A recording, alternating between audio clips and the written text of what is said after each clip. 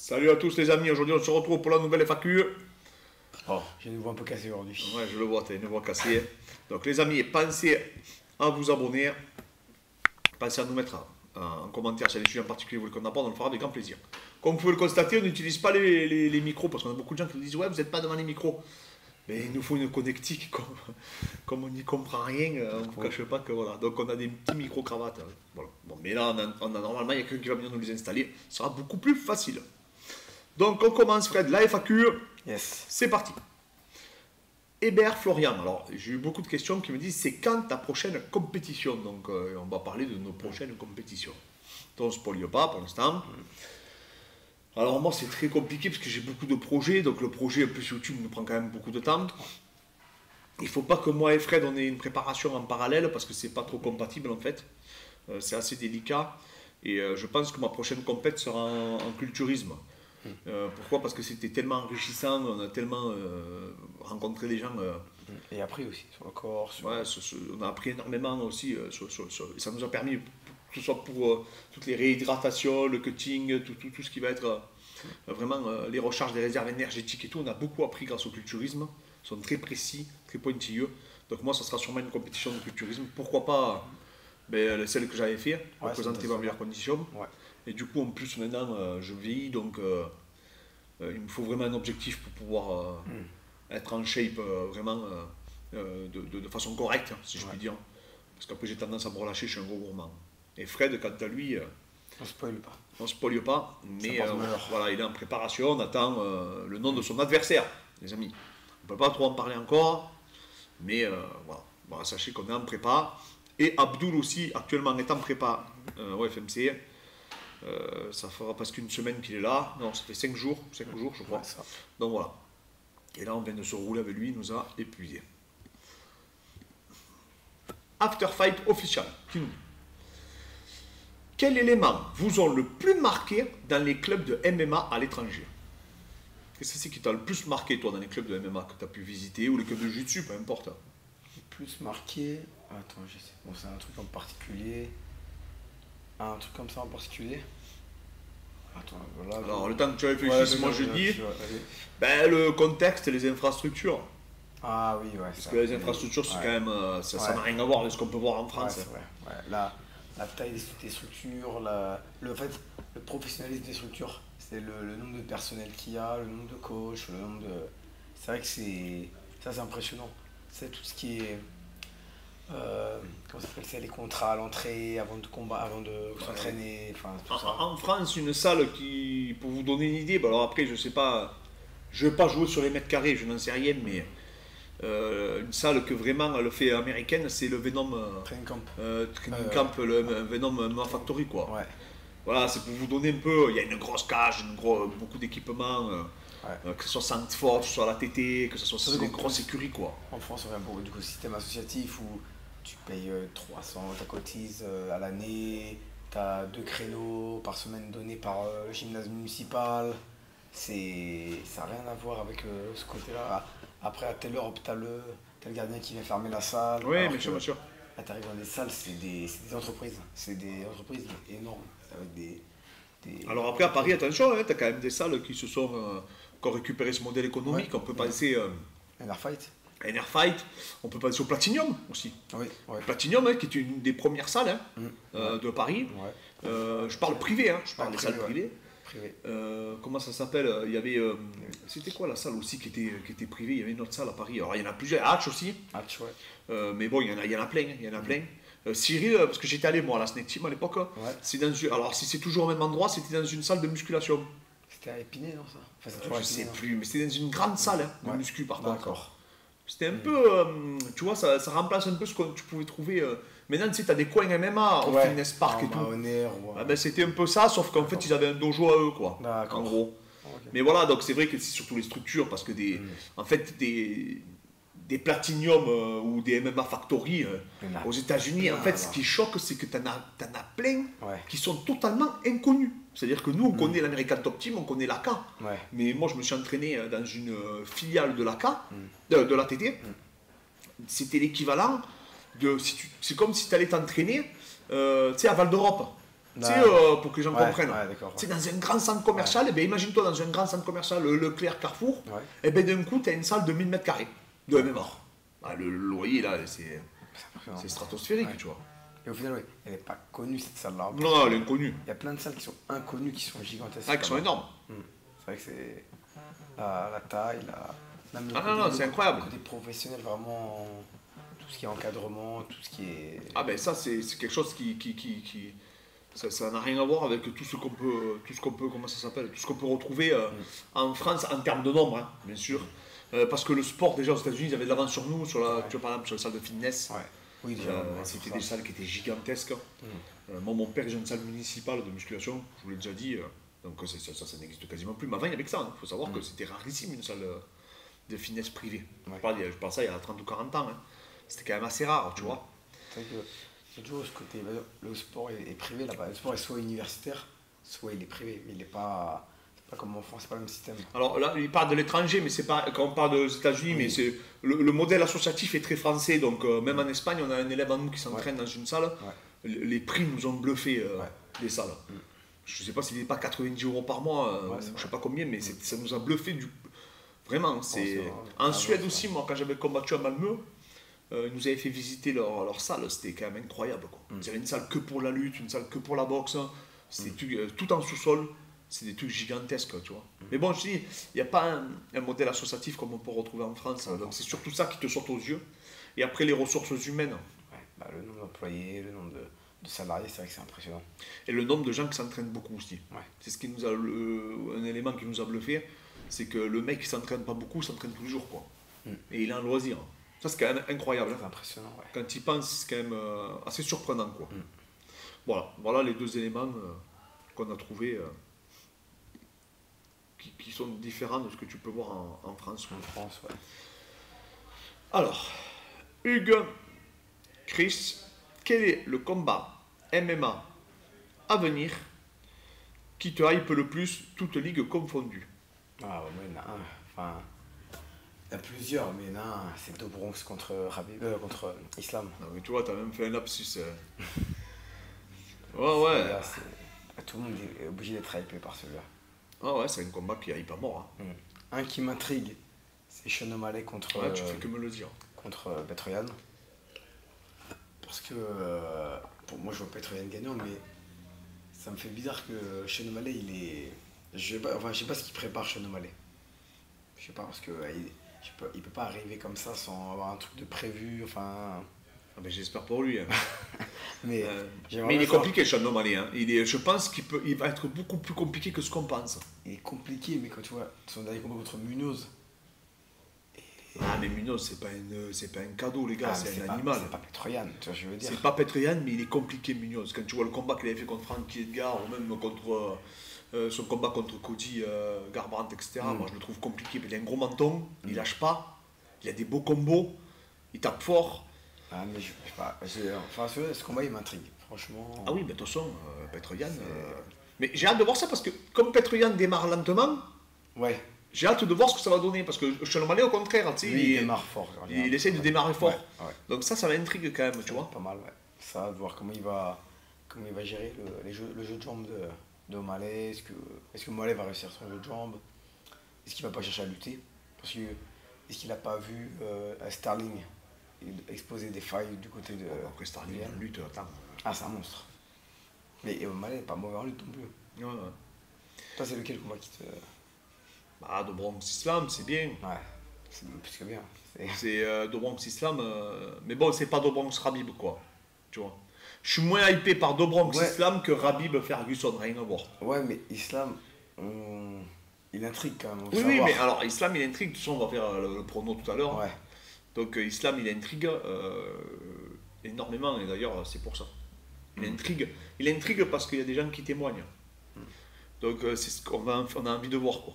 On a envie de voir, parce qu'on s'est repassé ces matchs et on a envie de voir. Voilà, mais oui, je dirais Dobronx contre Islam. Sean Brady, Mohamed Belal, j'ai hâte de le voir aussi. De voir ce que ça va donner, parce que ça va...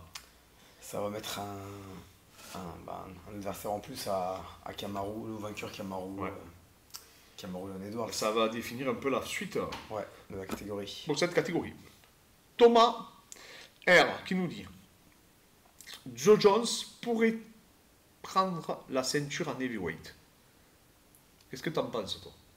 Je sais que les fans de John Jones ils vont m'insulter, mais moi je pense pas. Franchement, pourtant j'adore John Jones, hein. Mais je pense que maintenant, aujourd'hui, la catégorie heavyweight, c'est plus la catégorie heavyweight. Il y a 10 ans, les gabarits, quand on voit Cyril Gain, quand on voit Francis, autant peut-être un Miocic, je pense qu'il pourrait le passer. Ah, parce que c'est un petit poids lourd. Mais Francis ou Cyril, je pense que c'est trop. Moi, Cyril, quand il a combattu, c'est Francis, c'est pareil. Mais après, Francis, j'ai jamais vu dans moi combattre. Nous, ça nous a impressionné, hein, la vitesse d'exécution. La vitesse, ouais. Et surtout, en plus, le gabarit qu'il a, c'est impressionnant. Et surtout quand on a vu les derniers combats de Jones. Ah, contre Reyes et tout, ça Reyes et Marreta, c'était pas... Ah, ça fait peur, hein. Marreta, il est pas très grand. Il avait un genou en moins dès l'entrée. Et c'était pas un gros combat. Donc je me dis, contre un Cyril qui va à 2000 à l'heure, qui est énorme physiquement, qui fait une tête de plus que Marreta, qui a beaucoup plus d'allonge, qui est beaucoup plus compliqué. Mais... Et contre Reyes, c'est... Ah, Cyril là, ou Francis, je vais la mettre sur une civière. Hein.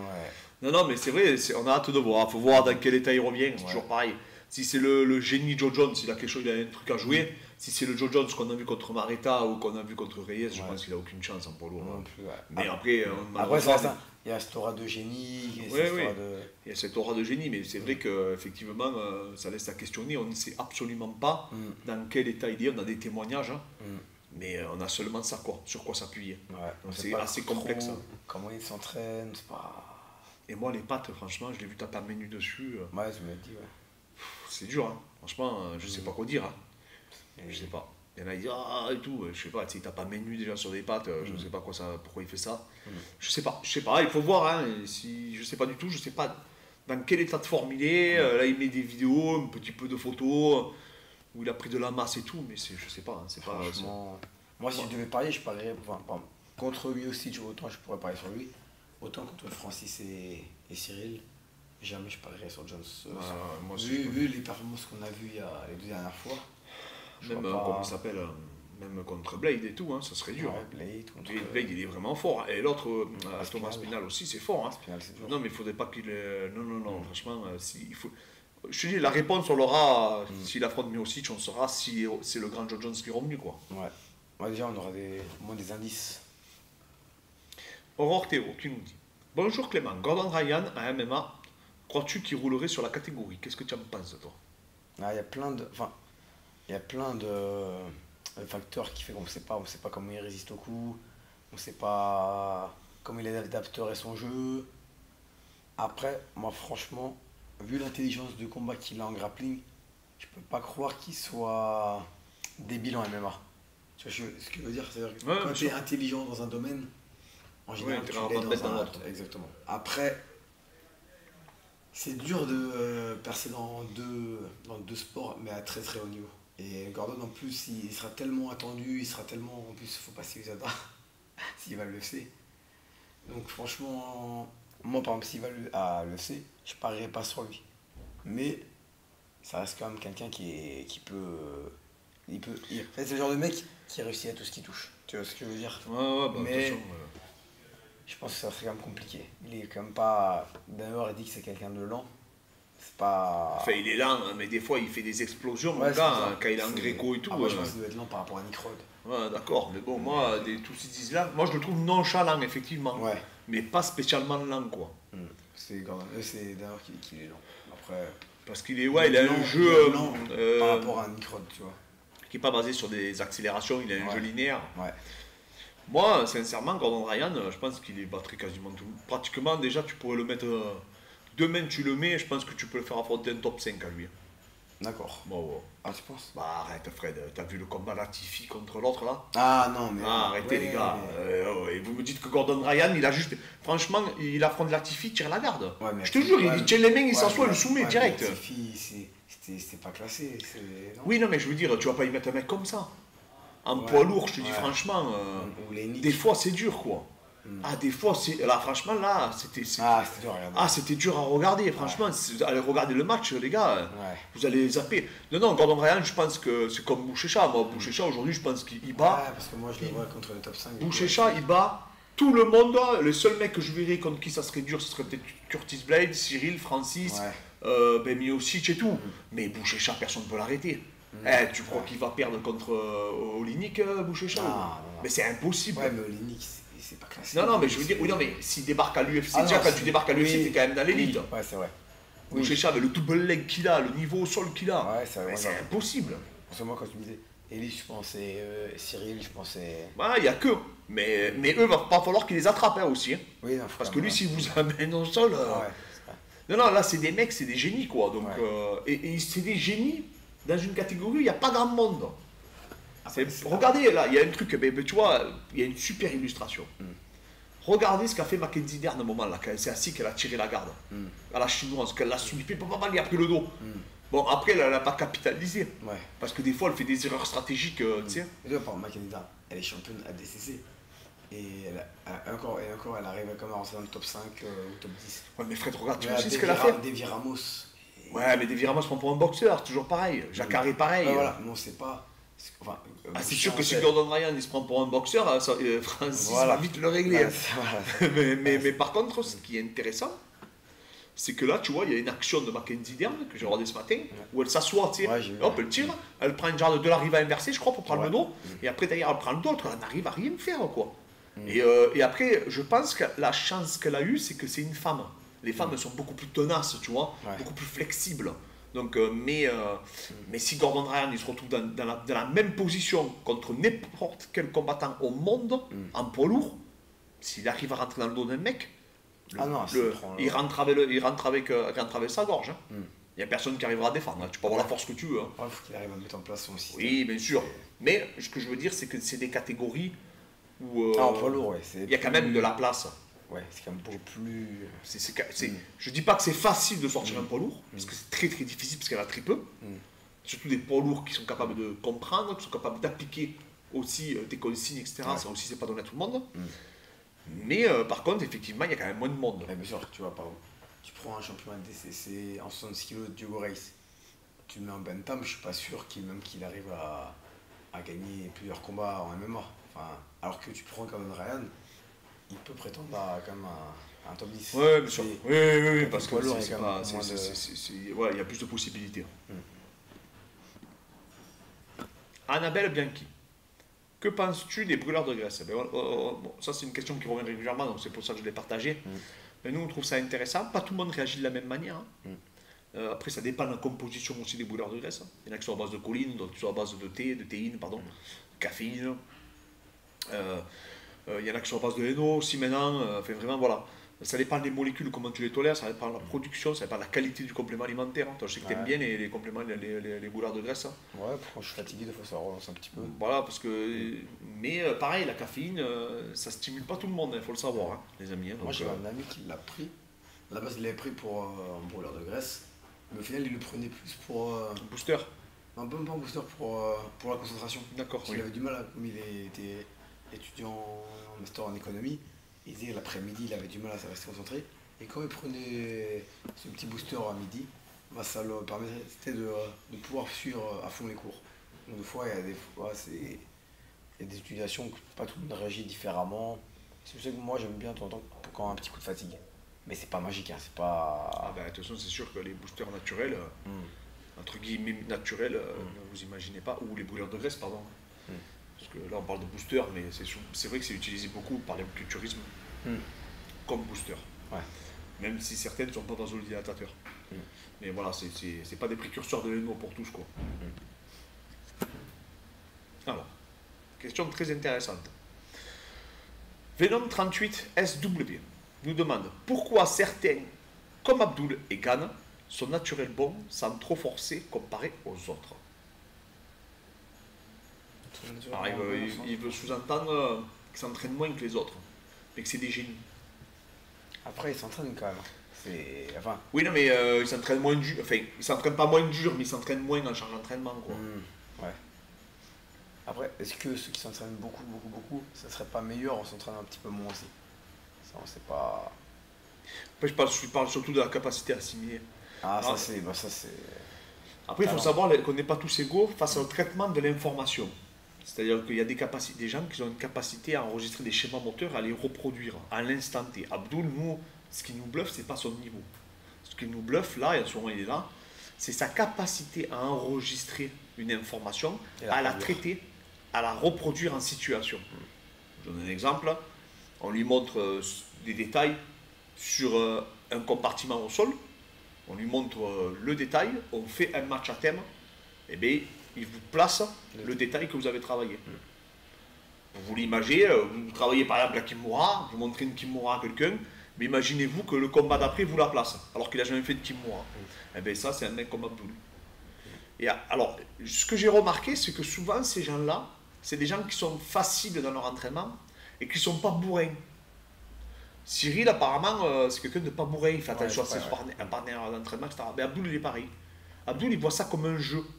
Donc il a tout un schéma d'apprentissage, il s'en fout de se faire renverser. Enfin, il peut vous donner des positions, il peut vous donner des situations. Il a ce côté joueur. Il a ce côté joueur qui se ressent félin et qui a développé un jeu ultra complet en fait. Et c'est pour ça que je vous dis, et nous on vous le dit avec Fred, si vous pensez qu'Abdul est bon dessus, vous vous trompez. Abdul est très très fort dessous. Dessous, il est monstrueux. Dessous, il est monstrueux. Et les personnes ne l'ont jamais vu dessous. C'est ça le. Parce qu'en fait, il travaille beaucoup d'en dessous aussi. Et nous, moi je vous dis, quand je tourne avec lui, j'ai très très peur quand il est dessous. J'ai bien plus peur quand il est dessous que quand il est sur moi. C'est pour ça que les gens, on ne se rend pas forcément compte en fait. C'est un mec que dans n'importe quelle position, il peut vous mettre en difficulté. Et ça, c'est quand même très rare. Mais pourquoi? Parce qu'il se met en danger, qu'il est relâché. Il ose, entraînement, il est généreux, il ose, il tente. Et ça, au final, il y a une part aussi de caractère. Quelqu'un qui a trop d'ego, qui veut faire que ce qu'il sait faire. Donc, du coup, il y a le caractère qui joue, il y a la capacité à assimiler. Il est extrêmement coachable. Ouais. Apparemment, Cyril aussi. Il est extrêmement coachable. C'est des gens qui reçoivent l'information. Ils ne vont pas te dire, quand tu leur montres un truc, oui, mais. Tu vois, Abdul, tu dis, ah, d'accord, il est très attentif. Il est très très attentif, en fait, à ce qu'on lui dit. Fais plutôt ça, plutôt ça, plutôt ça. Alors qu'il est meilleur que nous. Vous vous rendez compte quand même, c'est difficile pour un athlète d'écouter deux personnes qui est meilleur que tu bats. C'est compliqué quand même. Mais, des fois, on va faire des détails que si on ne les avait pas, eh bien, il nous battrait beaucoup plus. Facilement. Et donc lui, comme il est intelligent, il se dit, mais quand même, ça m'embête ce truc qu'ils font. Donc il faut que je comprenne pourquoi ils le font. Et c'est là où il a toute cette remise en question. Mais c'est vrai qu'il y a des combattants, vous allez tourner avec eux, ben, si vous n'arrivez pas à les soumettre ou que vous faites tant que tant, qu'ils vont dire mais j'ai rien à apprendre aux deux. Tu vois. Alors que peut-être que si tu donnes les informations et en plus, eh bien, à ce moment-là, il va carrément va vous rouler dessus. Tu vois. Et c'est vrai que c'est difficile à comprendre. Après, il y a des gens aussi qui captent mieux que d'autres, c'est comme ça, comme en maths, comme dans tous les. Oui, qui apprennent les langues plus facilement que d'autres. Bien sûr, bien sûr. Et ben, il y en a avec leur corps, ils sont intelligents, mais au niveau de la motricité, c'est une forme d'intelligence. C'est une forme d'intelligence, c'est une intelligence, c'est la véritable proprioception qui est surdéveloppée pour certaines personnes. Parce que la véritable proprioception, c'est se retrouver, c'est trouver un équilibre dans l'atmosphère. C'est pour ça que Cyril, n'importe quel sport, à chaque fois, il était bon. Tu vois, le petit Lorenzo, notre petit boxeur. Il était fort partout. Il est fort partout. C'est fort au foot. En tout. Là, il y a des gens comme ça, c'est des génies. Et eux, ils en font partie. Ils en font réellement partie. Moi, je vous dis, Abdul, sincèrement, enfin, moi, j'ai jamais vu ça, quoi. Enfin, après, de toute façon, là, il n'y a pas besoin de enfin, c'est pas une question de niveau, je ne vous parle pas de niveau, je vous parle d'apprentissage, là. Voilà, là, il s'entraîne 2 fois par jour. Le matin, il fait sa prépa physique, le soir, il fait son spécifique. Mais par contre, c'est quelqu'un avec qui on discute beaucoup. On discute énormément, on regarde beaucoup de vidéos avec lui, etc. Donc il étudie après son art. Donc en fait, c'est aussi un entraînement d'étudier son art, de comprendre ce qu'on pratique, ce qu'on fait. Et c'est le point commun qu'il va avoir, par exemple, avec un Karilin, qui apparemment étudie énormément la lutte. Avec un Gordon Ryan qui étudie énormément le grappling. Mais c'est vrai que ça peut faire rire, je peux comprendre. Nous, on est là, on analyse tout, on entoure. Il y en a qui vont dire, ah, mais ça sert à rien peut-être, mais je vous garantis que Qu'après, quand on le teste, je vous promets que ça sert à vraiment. C'est pas nous qu'on l'a inventé, hein. C'est-à-dire, ça, nous, on l'a trouvé à NFL parce qu'ils avaient une avance qui était considérable par rapport aux autres disciplines. Et on a essayé de l'importer, de le transformer, adapter du coup au MMA, mais il y avait d'autres personnes qui l'avaient déjà compris. Je parle, comment il s'appelait le maître de la lutte à libre, l'État. Lui qui était ingénieur de métier, il faisait des leviers biomécaniques déjà, il marquait sur son tableau. Voilà. Et après, c'est sûr que nous, on aime bien tout marquer, de Fred. De toute manière, on est comme ça, c'est un peu notre côté universitaire. On aime bien, on fait, on s'entraîne, on marque, on visionne. Planifier, diriger, analyser. Voilà. Après, franchement, c'est ce qui fonctionne le mieux de tout ce qu'on a observé. Et puis, ça ne coûte rien, hein, les amis, de marquer, de tenir un feedback. Vous ne serez pas moins bon, ça c'est sûr et certain. Ouais. Hein, donc, au pire, vous avez perdu 10 minutes, 15 minutes de votre temps à étudier quelque chose que vous appréciez. Ouais. Donc à partir de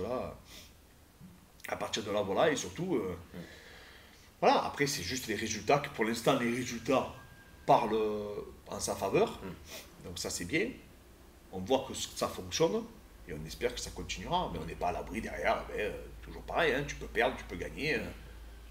Il y a des gens qui sont meilleurs que toi. Hein. Les adversaires font ça aussi, peut-être mieux que nous, et après voilà, c'est tout. Mais en tout cas, on essaie de mettre toujours, d'avoir un maximum de munitions dans nos armes. Les chances, on met toutes nos chances de notre côté, quoi. Pour essayer de laisser rien au hasard. Et après, bien sûr, le jour J, les gars, un jour, je sais plus, voilà, quelqu'un qui avait dit, mais est-ce que c'est pas trop de tout calculer?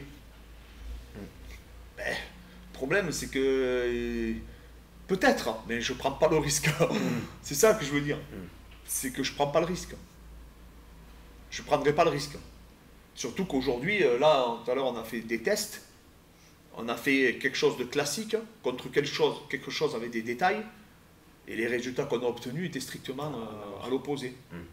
Voilà. Pour vous l'imaginer, moi j'ai adopté une stratégie contre Abdul. Je me suis fait littéralement exploser.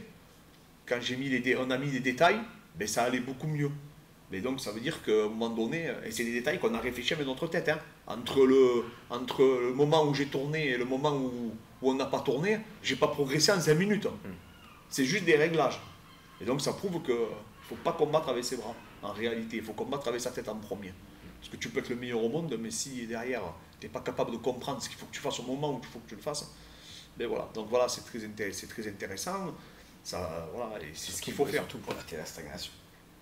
Il y a beaucoup de combattants qui ont un tel niveau à 22, 23 ans et qui après n'évoluent plus. Et il y en a à 30 ans, ils continuent d'évoluer. Ouais, après, toujours évoluer, il y a une part. Tu es obligé comme d'être remis en question, de recherche. Après c'est dur, hein, je peux comprendre, hein, c'est difficile de se remettre en question quand tu gagnes tout le monde et tout. C'est très très dur. C'est très très dur. Mais bon, on est dans une transition, maintenant les gens quand même comprennent qu'il faut se remettre en question, qu'il faut évoluer. Et que les méthodes, moi je vous dis franchement, les méthodes que j'ai utilisées il y a 10 ans, elles sont totalement obsolètes aujourd'hui, les gars. Mais ça, il faut le comprendre. Tu peux être un très bon préparateur ou très bon entraîneur il y a 10 ans, en 2010, et être aujourd'hui complètement largué. Ça n'a rien à voir. Alors oui, vous avez vos connaissances empiriques. Moi, ça fait 15 ans que je fais ça, donc j'ai quand même emmagasiné un peu d'expérience.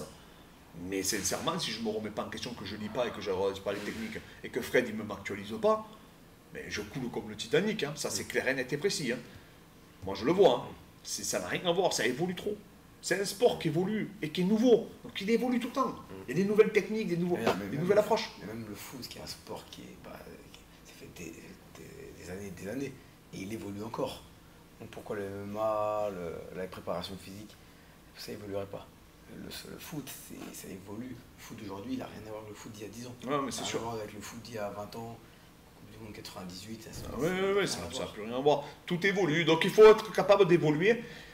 Et le jour où vous n'y arrivez plus, vous changez, vous faites autre chose, et puis voilà, c'est tout. Voilà. Donc voilà les amis, voilà, c'était juste une petite parallèle, parce qu'il faut aussi, quand vous avez des gens doués, il faut aussi pas leur tirer sur la corde, quoi. Il faut leur laisser un peu cette liberté psychologique de se faire plaisir à l'entraînement, et le talent après fait la différence, quoi. Et après, pour revenir à Abdoul, parce que Cyril, je sais pas, je le connais pas, mais Abdoul, les gens ne se rendent pas compte à quel point il est passionné. C'est vraiment un passionné. Pas tous les combattants sont passionnés. Nous, on connaît beaucoup de combattants, on les a beaucoup côtoyés. Ils aiment le sport, mais passionné, c'est différent. Abdoul, c'est un vrai passionné de ce sport. Les gens... Ouais, il peut regarder des heures et des heures.